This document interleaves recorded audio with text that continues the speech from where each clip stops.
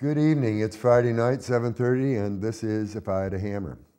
The show goes way back. In the early days, we were organizing for Jerry Brown, and then we're on for about 8 years. Had a caller last week that remembered the old days.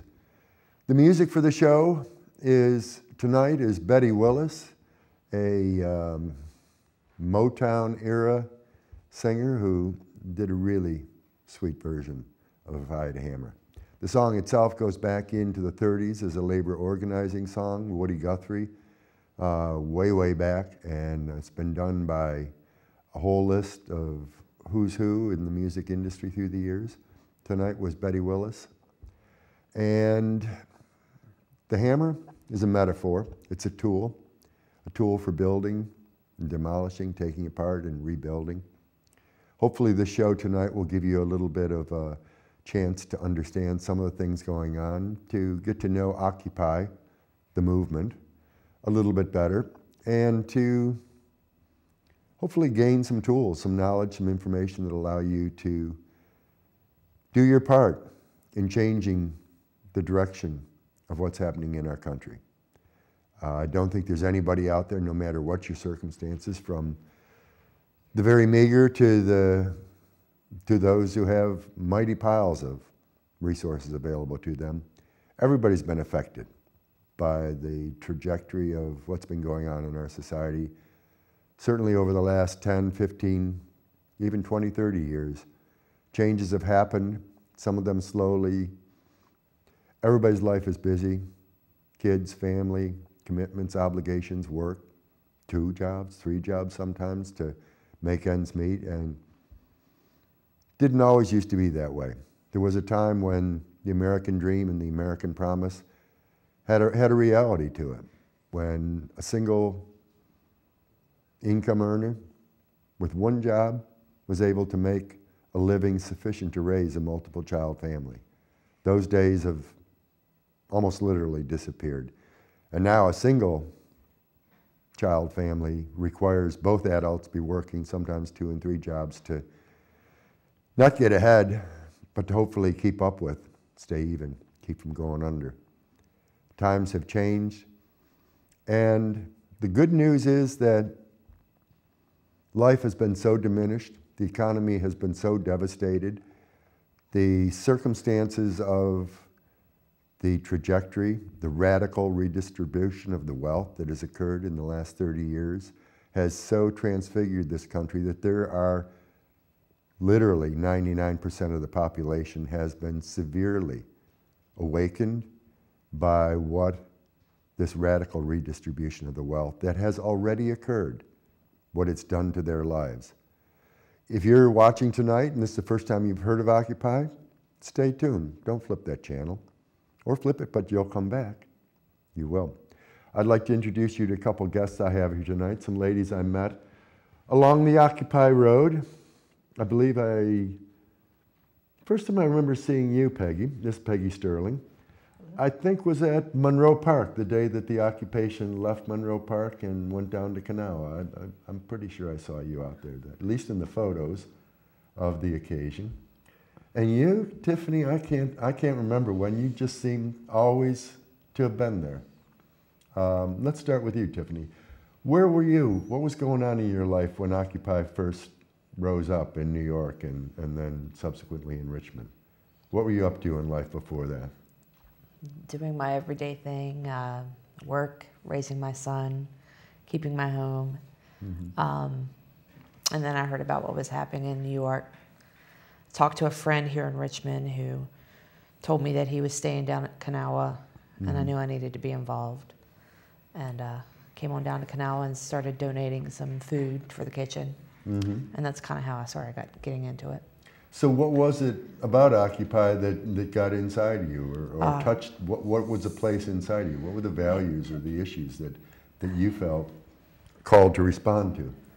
I had hope. I had hope for the first time. I felt like, and I'd been waiting my whole life for this moment to have hope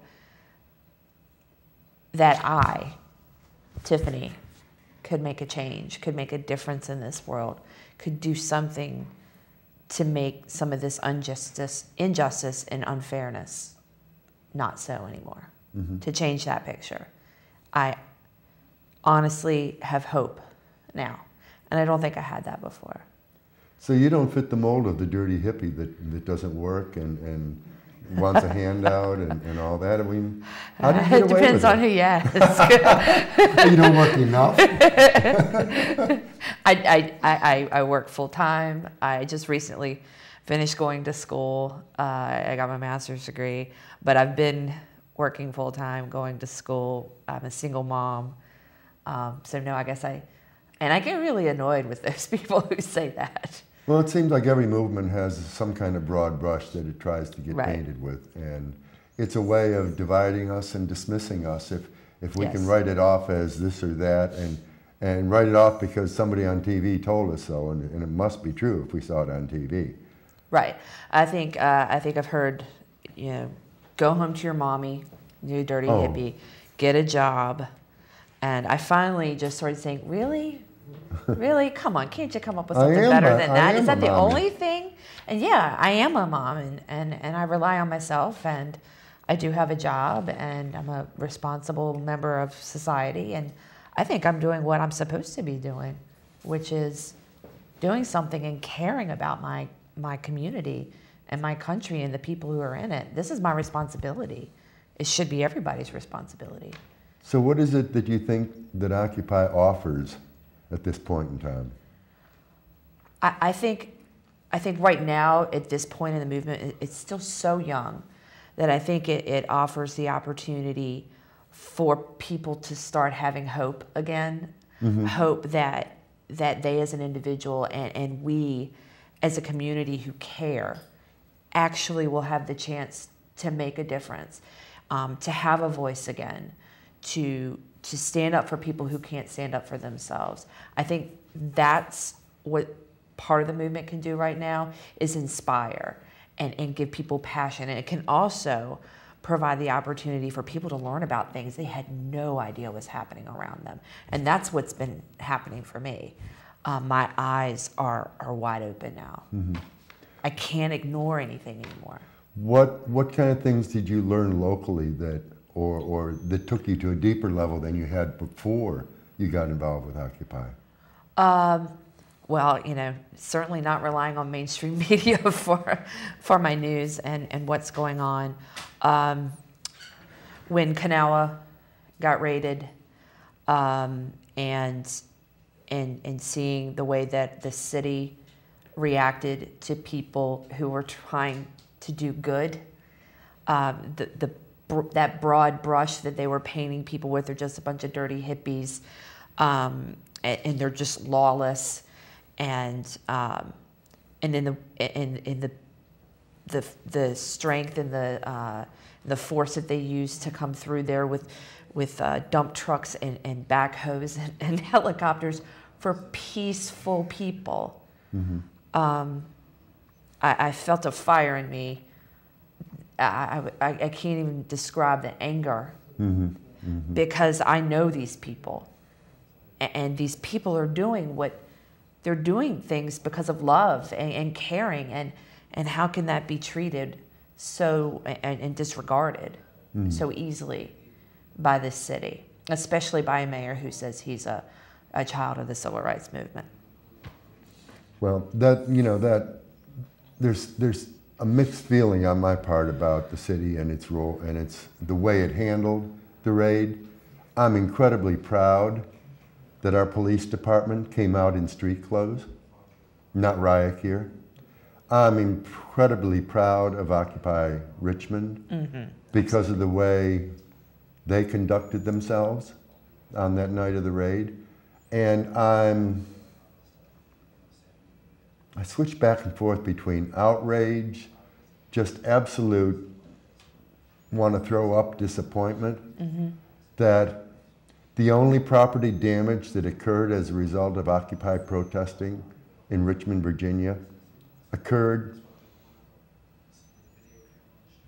by the city. Right, absolutely. And what really makes me maddest of all is that somebody, and I do not know, I've asked the question at City Council, and I intend to keep asking the question, somebody made a decision, gave an order to do it that way. It didn't just happen. Right. And in giving that order, they turned our men and women in uniform into thugs to serve and protect. When they take their oath and they come out of the police academy, they didn't sign up to be someone's hired thug. Right. And despite the fact that I'm proud that the city authorities, the police chief and the mayor, clearly made a conscious, intentional statement by having them come out in street clothes, by not showing up in riot gear, by not taking a really hard, brutal, not in this city, not with this mayor, not with this police chief. Did not want that on their record. But then they turned around and blew it. And they turned all of those police officers who took an oath to serve and protect into hired thugs and destroyed, I don't know what the total is. I'm in the process of organizing my thoughts. I want to go back over the videos when it was at peak and count the number of tents. Right. And the number of bicycles. And just on those items alone, I suspect we could be up $5,000, $6,000, $8,000, $10,000. Tents do not come cheap. No. Bicycles do not come cheap, and not to mention all the other stuff that the tarps and the kitchen shelter and all the donated goods, all the donated stuff. Food. So there's kind of like the Dickens in Tale of Two Cities. It was the best of times and it was the worst of times. I'm proud of the city that we didn't have violence and people going into the hospital, not one bruise, not one beating, not one anything on that level. And yet they so pathetically missed it when it came to the destruction of property. It could have been done 100 other ways, yes, all for the better. They could have allowed us to keep exiting, allowed the people, many of whom were in the crowd across the street who were angry as hell because their tents were over there and they weren't being allowed to go back in. Right. There was a lack of faith and trust on the police that they actually would go back in and get their stuff and leave. They were told, well, if you go in, you're not only going to get 2 counts of trespassing, but you're going to get refusing an officer's orders, you're going to get assaulting on an officer because I'm going to try and stop you and you're going to have to resist me. So you'll have felony charges. Right. So, I mean, they did a whole bunch of stuff. Again, they didn't beat down, they didn't, billy club or anything else. But there was thuggery in the lowest sense. Because you have force of law and you can do that, doesn't make it right. Force of law that doesn't rest on the foundation of justice and truth, right, is just pure force. And because you have the right to use that force doesn't make it any right or any more correct. So, Peggy, what is it? What was going on in your life before Occupy, and when did you first hear of it, and what made you want to come out? Well, I guess I was sort of waiting for Occupy for a long time. You and me. I'm a child of the 60s, and I was still in high school when all that was going on. And I thought a big difference would be made. But once the civil rights were obtained, and once the war was ended, everybody went away. But there was still the environment. Mm-hmm. And I sort of was hoping that people would stick around and fight for a clean environment, and that never happened. Mm-hmm. I tried to help organize a Green Party right here in Richmond, and that fell apart. So I actually, I'm a computer programmer, but I went back to school, worked part-time and went back to school to get a degree, finally get a religious studies and anthropology degree, and then a master's in theology and ethics. So I've been trying to spur on the community, mm-hmm. There hasn't been much. And I've been working with my church and just any way I could. And I hate politics. Mm-hmm. The only reason I'm involved in politics is because I think it's absolutely necessary. Mm-hmm. And the economy, of course, has spurred this on, and I see the devastation that has happened, but I think I'm a big environmentalist, so I'm approaching it from that, and I also believe firmly that government and the way we do business is also broke, because we have to take care of our people and human needs. So I guess that all brought me here. So you first came out to Monroe Park. Yes, I was there for the first day. As a matter of fact, before I went to Monroe Park, I had been up to Washington, D.C. for the Occupy there, which was occurred first. And that was that Occupy at Freedom Plaza is specifically anti-war oriented, and that's another big issue for me. We're spending trillions of dollars on war that could be used for people. It's literally all that money is being used, and I may make enemies, but all that money is being used literally to murder people that could be spent on helping people. And that's an outrage. Yeah, when I think back of what today might look like, and people say, politics, I don't want to, you know, I'm not going to do it. I don't want to be part of it. And I think, what would we look like as a country, even given all of the effects and the ripples that have gone around the globe, what would we look like if the Supreme Court had not installed the first unelected president of the United States? If Al Gore, who won the popular vote, if more people had voted, what difference would it make? A lot of things, probably not a lot of difference. But the amount of, I mean, I find it hard to believe, even on my worst nightmarish moments, that Al Gore would have gone after Saddam Hussein, would have taken us down that road, would have conducted himself in the way, and therefore all of that money that you spoke of, that there was no problem, there was no objection to by Republicans to spending that kind of money, a free blank check, you know, for whatever you want, whatever you want. Didn't even put it in the regular budgeting cycle, just blank check, go for it, do whatever you want. And then the greed of politicians themselves, from the time they get elected, step up to the cash register, ka-ching, ka-ching, ka-ching, and then now we're finding out insider buying, you know, and trading, and then positioning themselves for, I mean, when somebody goes in with a net worth of a couple $100,000 and at the end of their first term they're worth millions, and then they leave and they become a bajillionaire. Something is drastically broken with the system that allows that kind of process to go unchecked. And the war making is enormously profitable and terribly, terribly draining across the board for everything. So what kind of things have you been involved with? Have you been with any working groups, or what kind of activities have you been? Well, I haven't really gotten involved with working groups because I haven't been there as often as I used to since we've gone to Boone's residence. But basically, I've just been showing up. I've been talking to other people in the community. I talk to people at my church about it. What I'm trying to do is just get others involved, get as many people to come out and show their support. And there are a lot of people that I think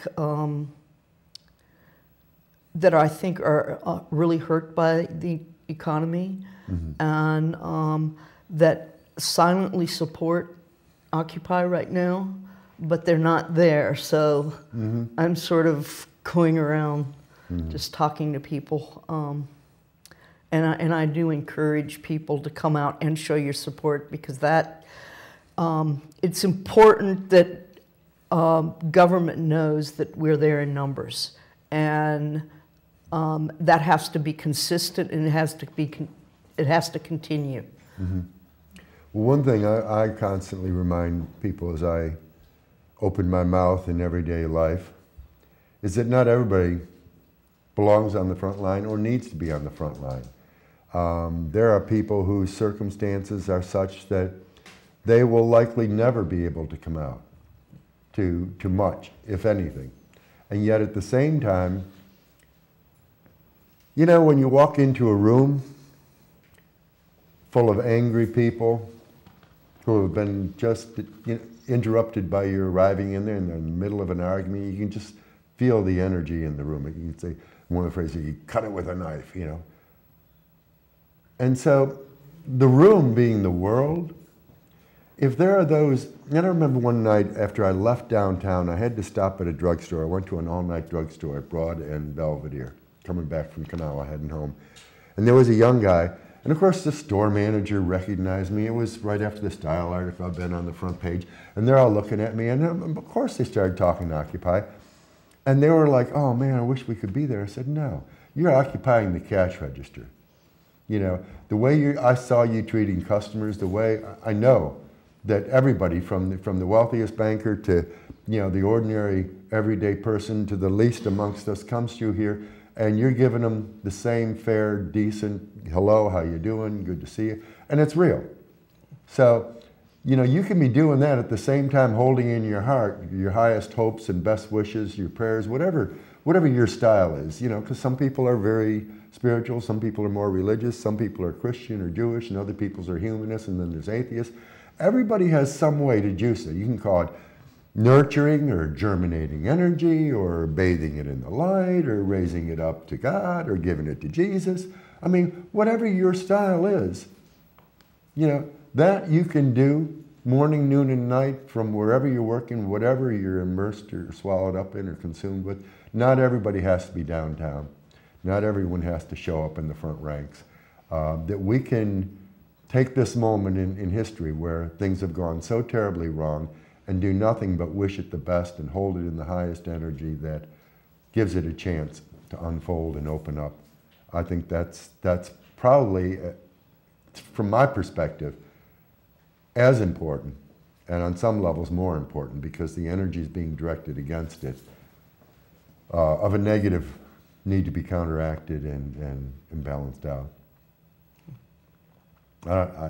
I'm assuming that kind of fits in with your own perspective. Yes. Well, yeah, I think different people have different roles.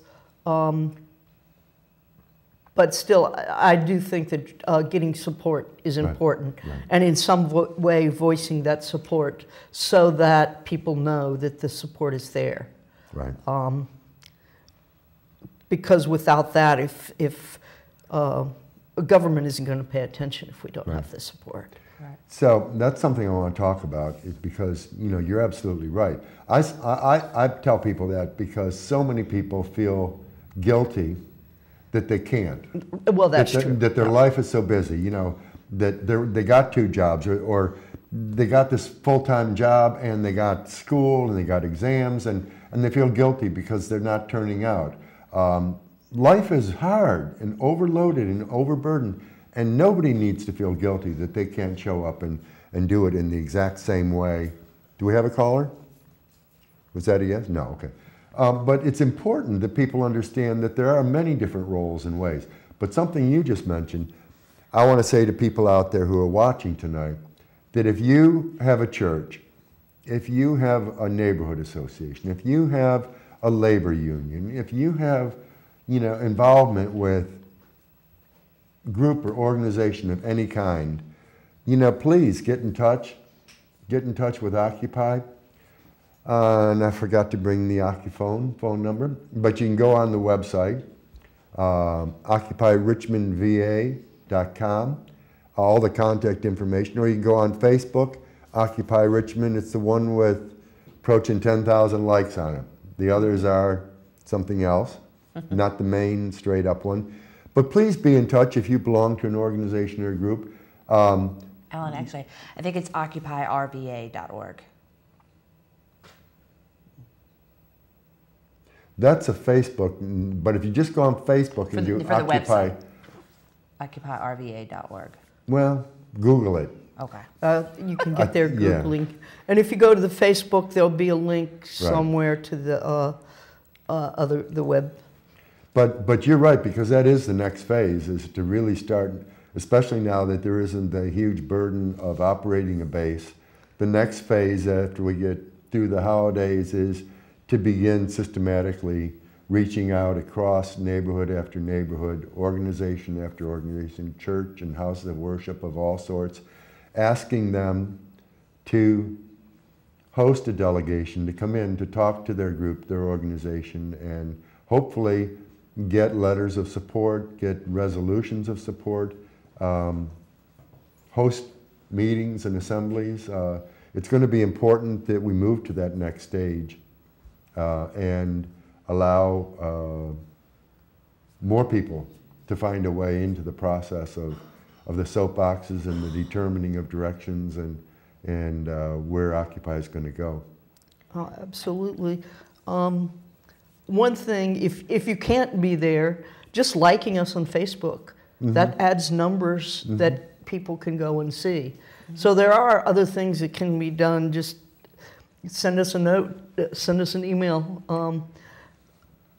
It doesn't have to be direct. But we can also find ways to encourage people who might not otherwise be able to come. I was at a really cool meeting with another organization and as their delegate up in Baltimore, and one of the things I found was that there was childcare there offered. And that allowed women to come who normally would not be able to be delegates to that. You know, with the child care, so that might be something. Yeah, important. we've got a lot of growing and stabilizing to do. You were trying to say something. I was just going to say I had a conversation the other day with a friend of mine who said, Tiffany, how come I don't hear about what you're doing and what's inspiring you and what's really getting you going? And she said, and she's a wonderful volunteer with animal rescue, and she's phenomenal. And so she started saying, well, this is what we've done, and this is what, and she said, you need to get people out there knocking on doors. You need to be talking to these community organizations. And we have a lot of folks who give us a lot of wonderful suggestions. And my response is it takes a lot of time to do those things, and we need folks helping us. Hello, caller. Got to turn your TV down. Got to turn your TV down. Hello, caller. Welcome to the show. Are we still there? You're not shy, are you? Come on out, wherever you are. Gone. Oh. Okay. But what I was saying is that it takes a lot of people and a lot of time to do this. And, you know, I work full time. I'm a mom, and I have my son half the time. So I don't have a lot of time to give, but I do what I can. And if lots of people had a little bit of time, we could still get a lot done. So like you said, some people don't have to be on the front lines. They can be doing things at home on the computer after they put the kids down. Welcome to the show. How are you doing tonight? Oh, hey, just wonderful. I called you earlier, I guess, in the series. It was nice to see you guys on here. I didn't mean to interrupt the conversation, but just wanted to say I was glad to see you guys get a shot at this. Y'all represent yourselves real well. Some of the best representation I've seen on the show for groups in a long time. So, and one of the things I did want to do, I'm burning a lot of bandwidth at the old hard drive tonight, so I can't stay very long. But I want to continue listening to you. But I wanted to offer you this. When a couple of the young men were on the show and they were saying, you know, as far as following the ways of Dr. King and stuff like that, I think that was real important. That's real important to understand from any group. So don't think bad of me if I make one suggestion for Richmond where we alter his plan a little bit. For you guys, rather than to stay off the buses, occupy the buses. Get on, get a bag of quarters, go down to the next stop in groups. You'll be able to stay on the streets longer and in the same place. I'm serious. Get a bag of quarters, get on there, and wear your signs. Come on, you know, and trust me, I think this would focus some attention right now that you guys need on yourselves again? Because I can certainly say the media is trying to snuff it out. Well, when they're not trying to snuff it out, they're trying to paint it with a totally different color than it really is. Well, like, I'm sorry, I gotta go. But if you guys want to try that, I'll get a hold of you and send over some quarters. All right. All right, sweet. You guys take care. God bless. Okay, bye-bye. So that's a repeat caller. Saw one of the earlier shows when Vivek and Jam were on. Okay. And you know, he talked a bit about how important it was, you know, that the tradition of nonviolence be at the core. Absolutely. Be at the core of what we're doing. We're going to go to a video now, and then bring on another guest when the video's over. So let's go ahead and roll the video, and we'll see what Jason brought with him tonight.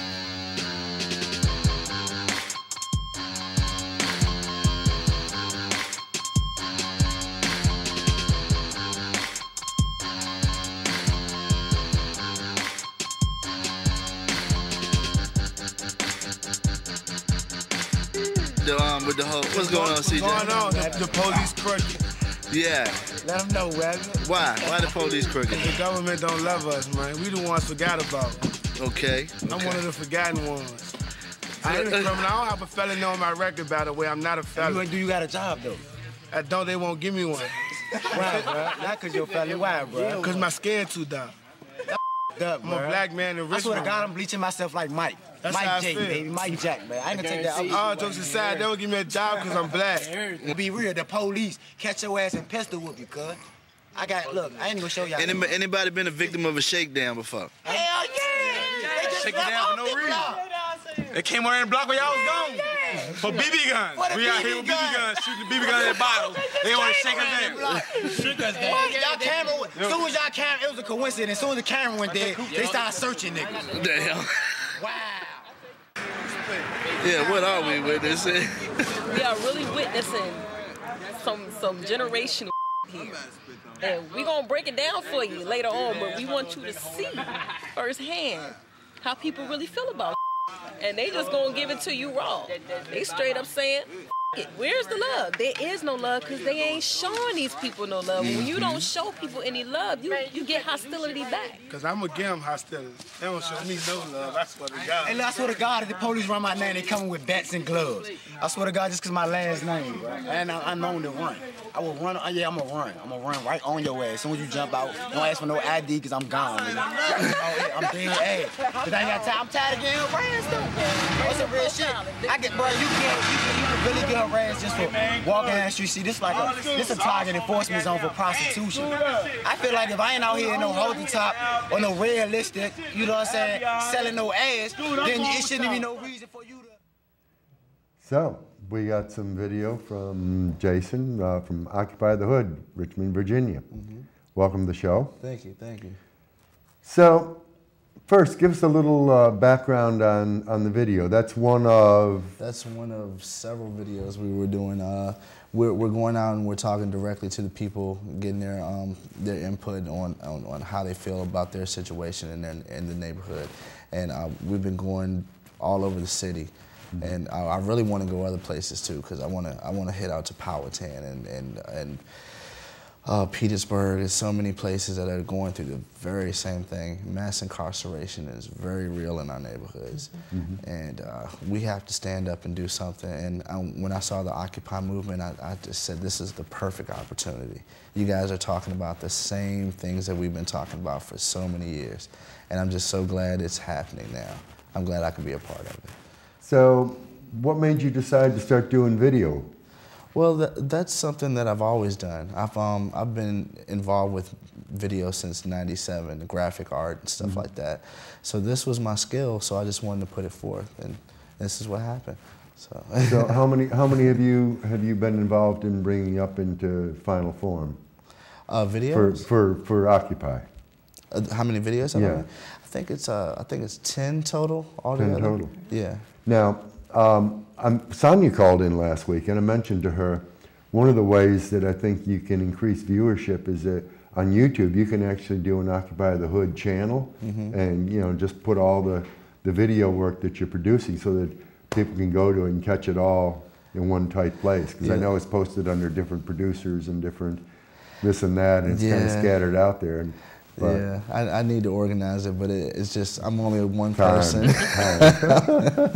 So that brings me to another point. Why, you surely didn't have huge mountains of time on your hand before Occupy showed up.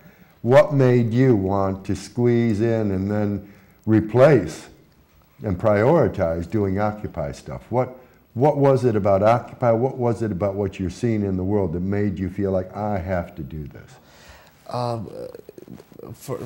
First of all, you have to know my background a little bit. When I'm biracial, multiracial actually. When my mother and father came to Virginia, it was actually illegal for them to be married in the state of Virginia.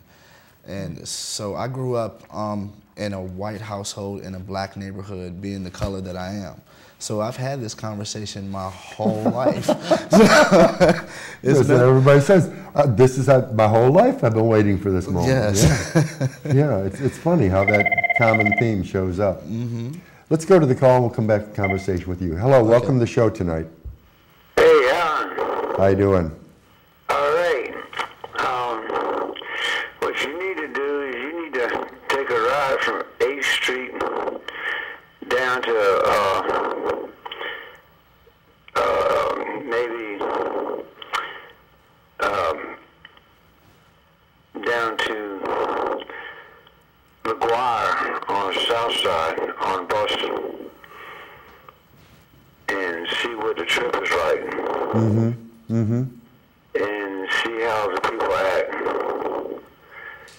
And then you get a better idea of what it's like on a bus.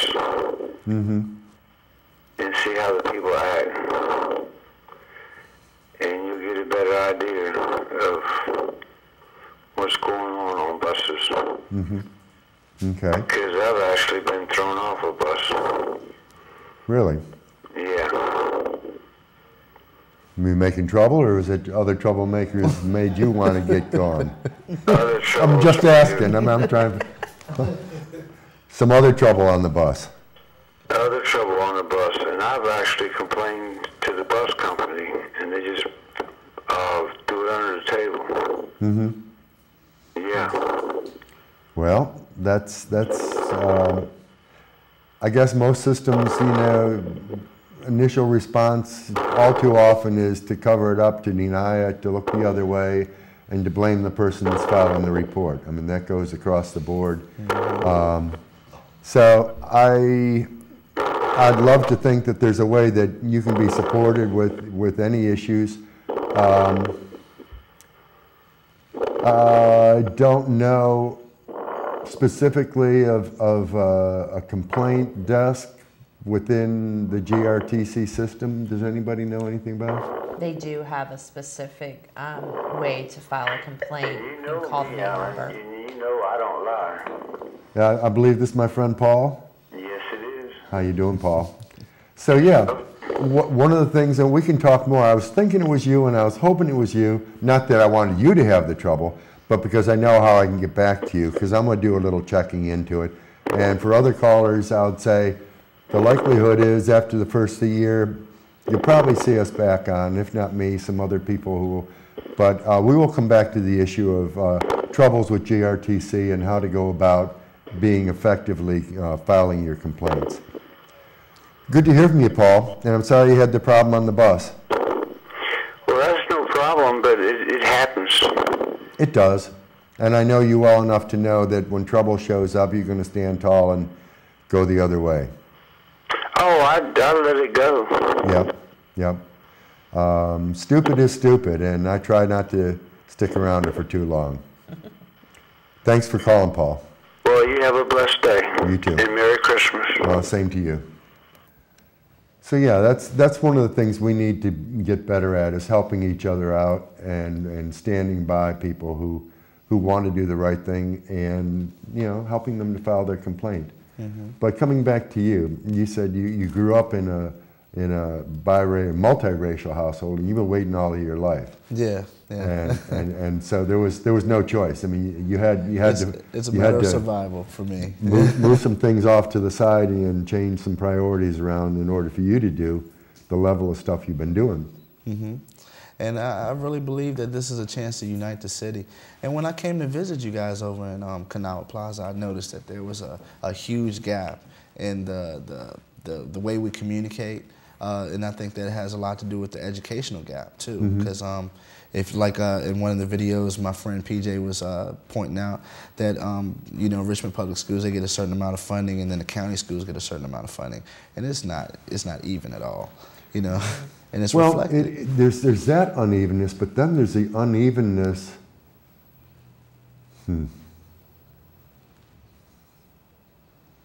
Yeah, it's everywhere. In terms of how it gets applied.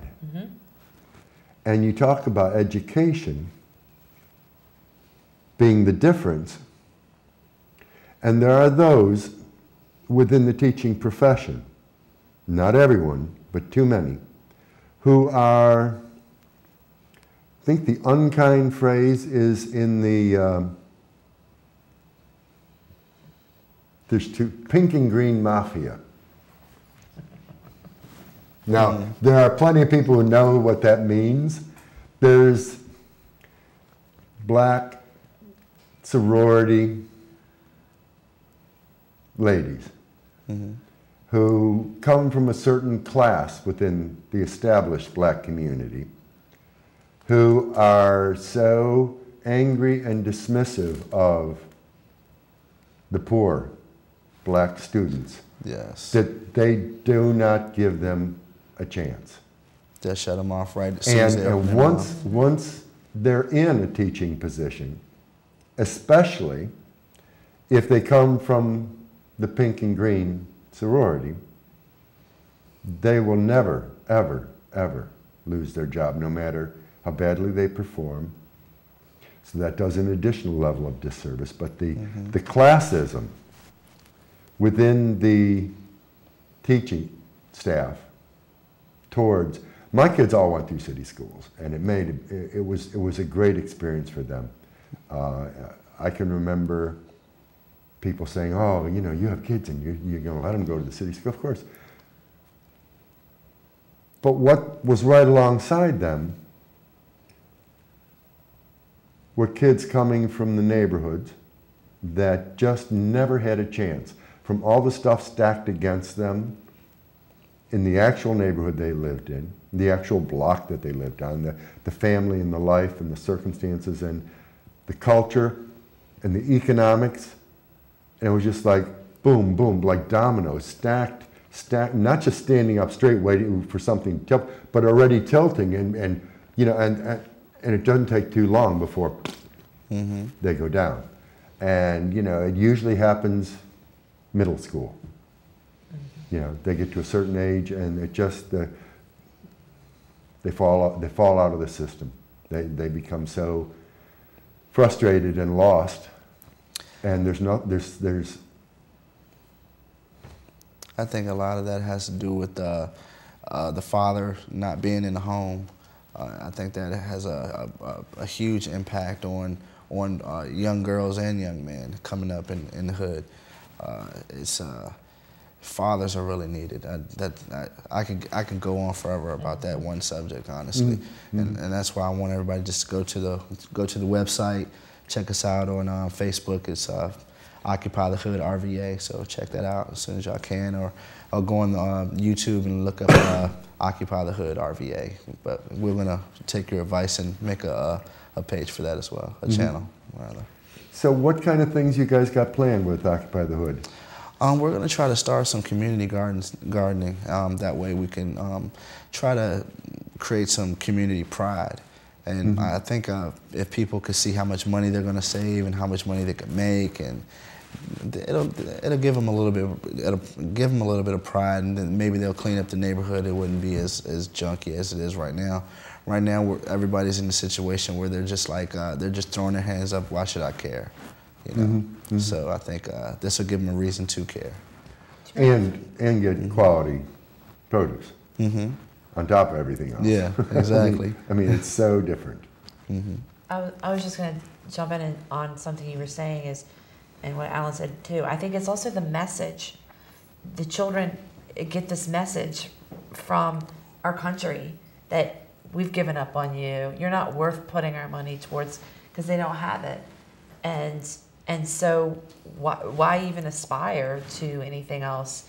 Why even try? Why clean up your neighborhood? Yeah. Why do those things if this overwhelming message is you don't fit the mold of what we're going to support, so we're just, we're done with you. Exactly. And that's part of what inspires me to do what I'm doing with Occupy, is that is not right.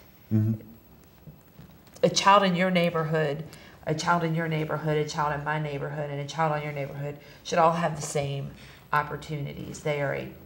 They should all have the same opportunities regardless of which family they come from, of which neighborhood they come from. And it is absolutely unacceptable in this country that we have children who go to schools in such a failing system.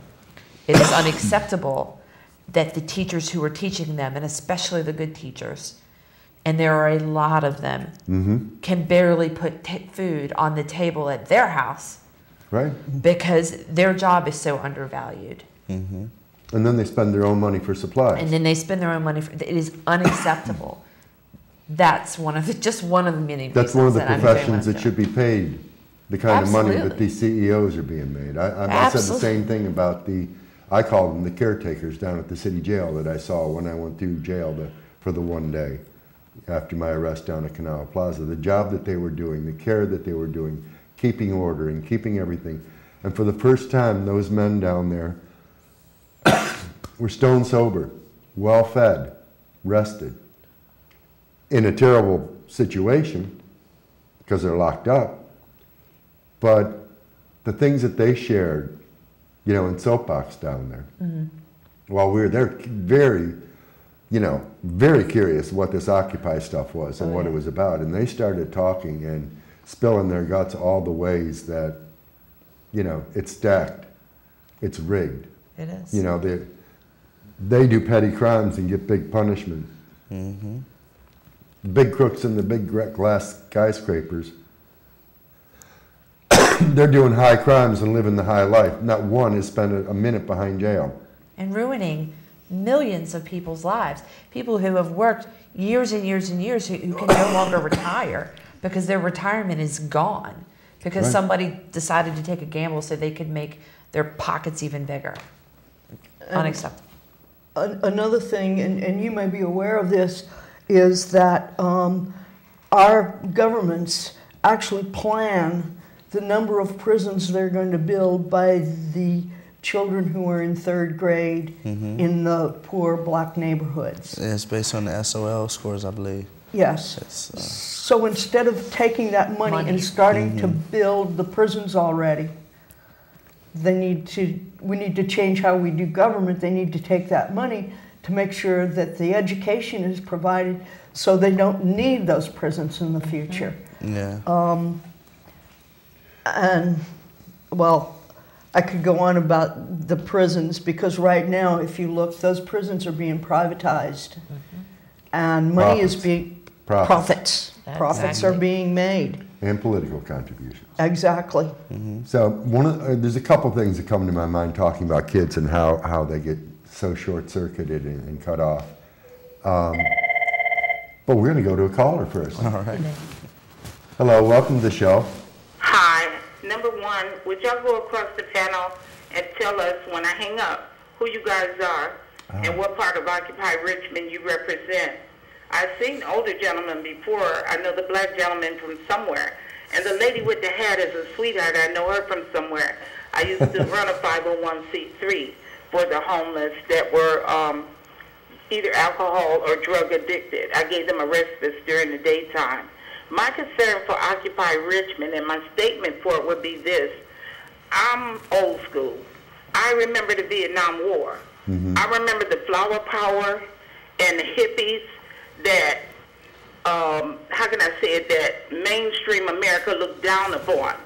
But we came together. regardless of color, gender, or job, or finances. We came together and we opposed the Vietnam War. That's where love and peace and flower power and love power, not war. We managed to get things done. And us ladies burned our bras.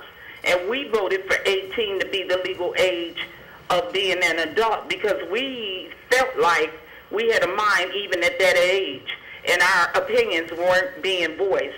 But Occupy Richmond, I'm seeing the same thing that I saw in the hippies and the love children and flower power stuff, but I don't see them cementing themselves together. There's a diversified, how can I say it, group. They're all together, but at the same time they're separate. They need a main agenda, which I thought would be fighting against Wall Street. And at the same time, you branch out after you conquer one thing, and then you break it down to, we'll deal with this as a group. We'll deal with the prisoners as a group. In prison now, everything that they get is money. They have to buy everything. You can't send them anything unless it's brand new, and it's only certain things you can send. So that they have to buy from the people that own the prisoners, and these people are multi-millionaires. And the government is allowing it to be like that to take some of the stress off of them, but I don't understand how that's possible. And they actually work these people on the roads and different things. You see them picking up trash, or really chain gangs still exist in Georgia, and I don't know about other places. In other words, these people are doing hard work, and they're coming out with a few cents a day. It doesn't make any sense. We thought that slavery was abolished. Well, if you look at the prison systems, it isn't. And I'm glad that they're trying to give them back the right to vote. They deserve that. If they paid their time, why can't they have a voice? They should have a voice. And also, the government needs to pay them at least minimum wage. They're not asking for a handout. They can't. You got their hands already tied. But you certainly can pay them for the work that they do and stop treating them like they're less than a human being. Now, Sheriff Woody, I've talked to him. He seems to be an honorable person. That's just my opinion because I don't know him. But what I have seen is a program that he has going with the pastors for young men that are incarcerated, and it's working. They are getting educated through the program. Somebody else with more understanding than me can talk about it at length. But it works, and they come out educated, and they're mentored.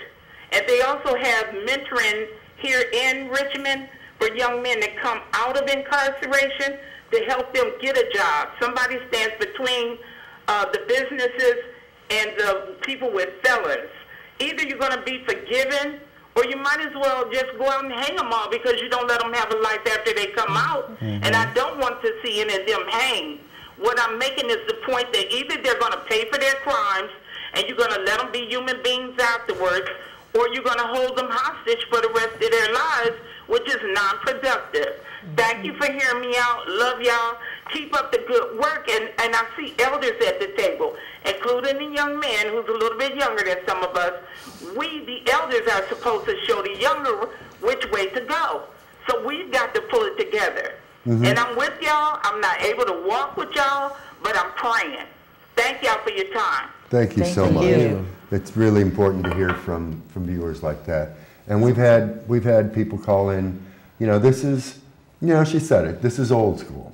I mean, all the young ones, I mean, the internet, live stream and Twitter feed, and I mean, you guys know, and I mean, I know, and you know a little bit about that, but I can't keep up with that. But that's why I decided to come back on and do the show, because this is a way of networking to people out there, and that lady is absolutely right on every count that she rattled off. One of the things that I feel particularly fortunate, I have 5 kids that range from like 23 to early middle 30s. Well, there's a lot more than that in the total family. A few others by marriage, and they're all, from the middle upper 30s down into their low 20s.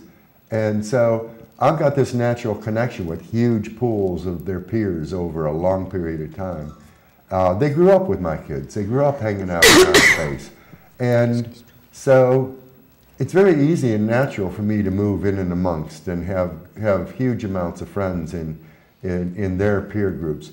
So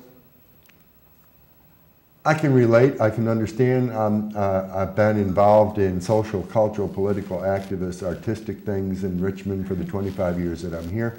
So it's much more comfortable and natural for me. But there's a whole nother population out there that is interested in Occupy. And I'm sure, you know, that as you move around, you know, with your video crews and your assemblies, you know, and the outreach, which I think we will all have to start doing after the first of the year, neighborhood by neighborhood, and maybe we should concentrate on one part of town and saturate that with teams going out visiting, talking, video capturing. You know, I don't know what the answer is exactly, but I do know that there are enormous amounts of people out there who are interested, who are as aware of the ways that the deterioration has totally ripped their lives and their neighborhoods and their families' lives apart. Going back to the children that we're talking about and tying into the prison. You know, when my oldest girls graduated from Binford Middle School, they had a graduation day disco party up on the top floor gymnasium at Binford Middle School. And first song came on, and was just turned up full tilt blasting, and this voice came on in my head. And it said, "The first of these will be dead in little or no time." And 4 days later, one of their graduating students from middle school was dead down in the Randolph area. What kids in neighborhood after neighborhood across this country experience as children, their families, their lives, their circumstances. People say, well, why don't they this and why don't they that? You know, they always being, you know, something foreign, something different, something scary, something unknown. The circumstances that children have to put up with in this world, in today's world, is getting worse. When economics has deteriorated, when money going into the hands of the few is skyrocketing into the upper orbits, and those from the middle on down are being squashed, crumbled, crushed, becoming roadkill to insane economic destruction and greed. Something has to change. And for me, that's at the core of why Occupy drives me, pulls me, insists that I do something about it. That's why I decided to do the TV show, to give people a chance to connect up, because when we come together, we can make a difference.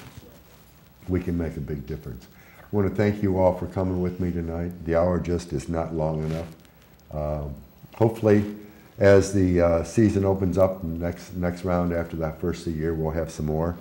See if you can't get you in touch with station management, see if Occupy the Hood can pick up some time on their own. If not, you'll be welcome to come on back to If I Had a Hammer, because we take it out of the tool belt every week and try and take something apart and put it back together. Well, I definitely appreciate that. Quickly, you got a GA coming up. Yes, on the 7th of January. That's a Saturday? It's on a Saturday. It's going to be at Oak Grove Playground, and that's at 2200 Gordon Avenue, Richmond, Virginia.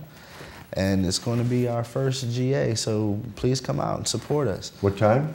It's going to start at 9 a.m. It's going to end at 5 p.m. Okay. So it's an all-day event. So come on out, bring some food, bring your kids, everything. Come on out. All right. Coming back with a little If I Had a Hammer to close out the show. All right.